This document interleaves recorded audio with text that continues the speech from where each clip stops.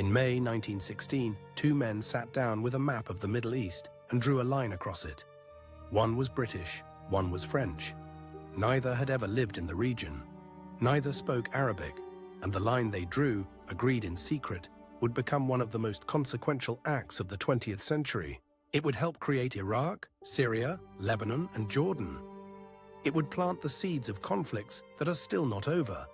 And it would be signed before the First World War had even ended, before anyone knew what the region would look like when the fighting stopped. This is the story of that line, where it came from, what it did, and why, more than a century later, it still matters. Part 1.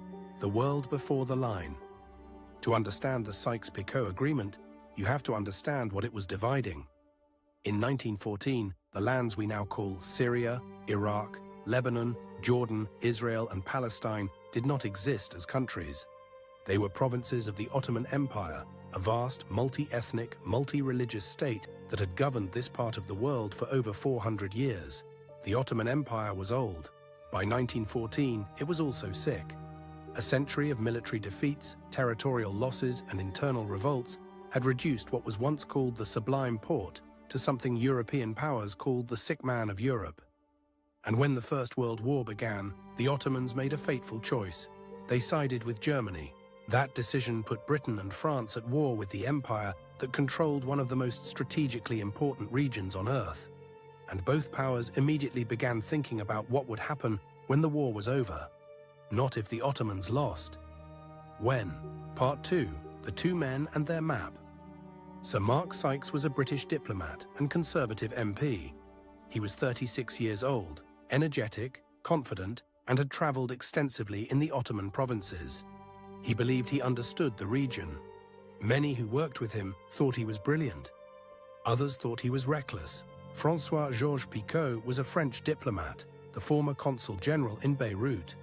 He represented France's long-standing interest in the Levant, particularly in protecting Catholic communities in what is now Lebanon and Syria. Together, through late 1915 and into early 1916, they negotiated in secret. Their task, to divide the post-war Middle East between British and French influence before the war had been won, and before anyone had consulted the people who lived there. The agreement they reached divided the region into zones. France would have direct control or influence over what is now Syria and Lebanon.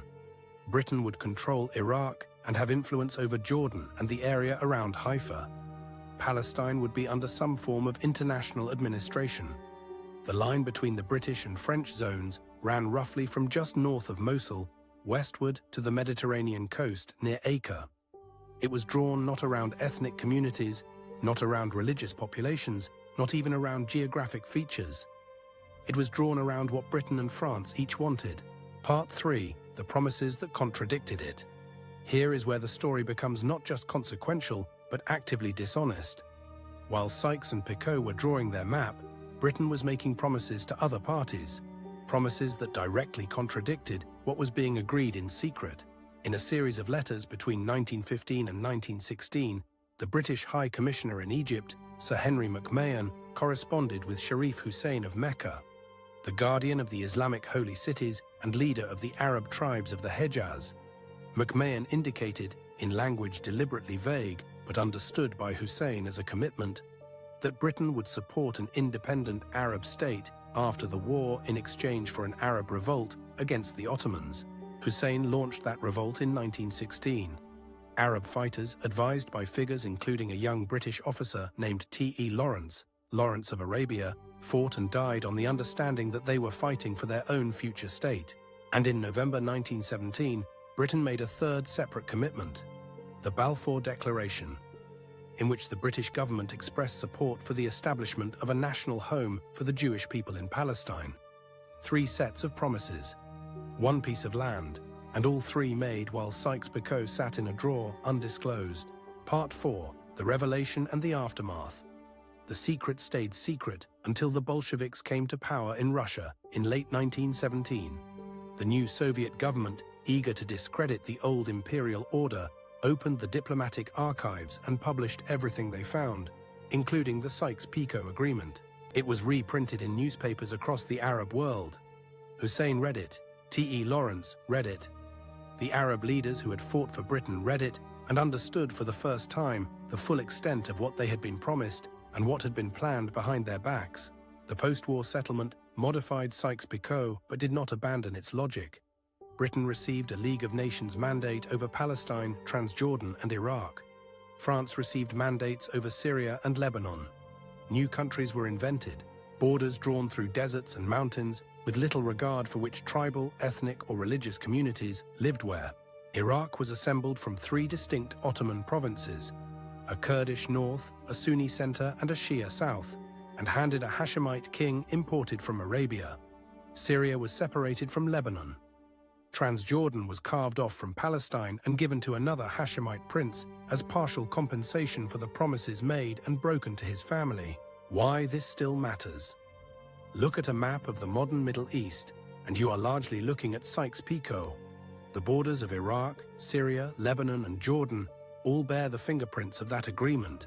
The tensions between those borders and the populations that live within them, Kurdish communities split between 4 countries, Shia and Sunni populations forced into the same artificial states, Palestinians whose national aspirations were promised and then subordinated to competing imperial interests, are antecedents to conflicts that dominate the news today. The Islamic State, in its brief and savage existence, explicitly invoked the destruction of the Sykes-Picot borders as a justification for its existence. Whatever you think of that claim, it tells you something about how present the memory of that agreement remains in the region. This is what antecedents do. They do not stay in the past. They accumulate. They compound.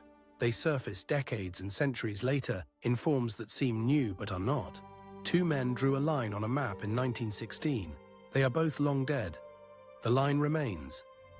If you want to understand where those lines came from and what came next, subscribe to Antecedent History. New episodes every week.